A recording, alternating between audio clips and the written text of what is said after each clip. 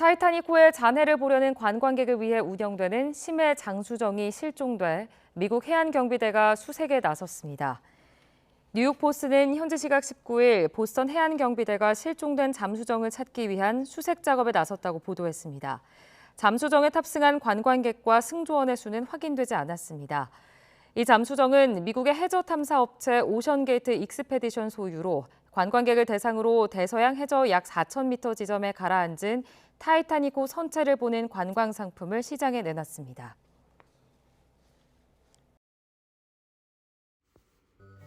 안녕하십니까.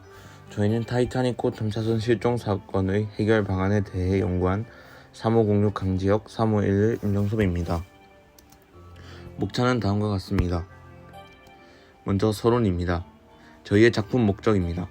최근 타이타닉호 관광 잠수정이 실종되는 사건이 발생하였습니다. 그 결과 결국 의미 있는 결과를 거두지 못하고 그 안에 타고 있던 많은 사람들이 죽었습니다. 따라서 저희 팀은 관광 잠수정이 실종된 장소의 지구과학적 환경을 분석하고 물리화학적으로 관광 잠수정을 찾기 위한 방법을 고안하기로 결정하였습니다. 그래서 앞으로 이러한 사건이 발생했을 때 해결해 줄 수 있을 만한 프로그램을 개발하고자 합니다. 다음은 저희 프로젝트의 융합 분야입니다. 먼저 물리학 분야와 융합하였습니다.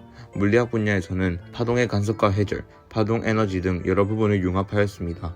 그리고 물속에서 효과적으로 이동하기 위해서는 잠수함의 모형이 유선형이고 부력을 덜 받는 여러 조건들을 고려해 주어야 하기 때문에 유체역학 분야와 융합하였습니다. 다음은 지구과학 분야입니다.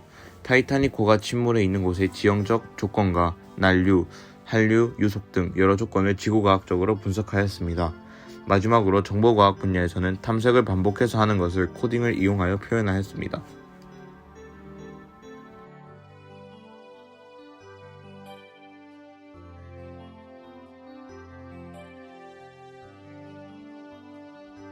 그럼 지금부터 코드에 대해 설명드리도록 하겠습니다.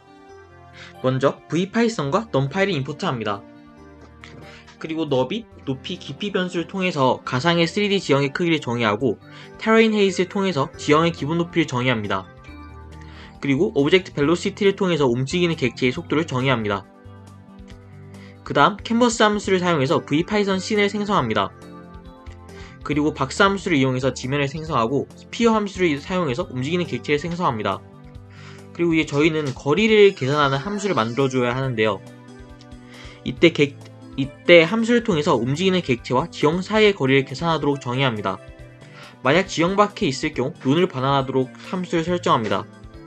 이렇게 함수 제약까지 마친 뒤 np.randomUniform 함수를 사용해서 초기 지형 높이를 무작위로 생성하고 런타임 동안 애니메이션을 실행시킵니다. 그리고 이제 저희가 앞서 만든 함수를 이용해서 객체와 지형 사이의 거리를 계산하고 화면에 출력하도록 코드를 설정합니다.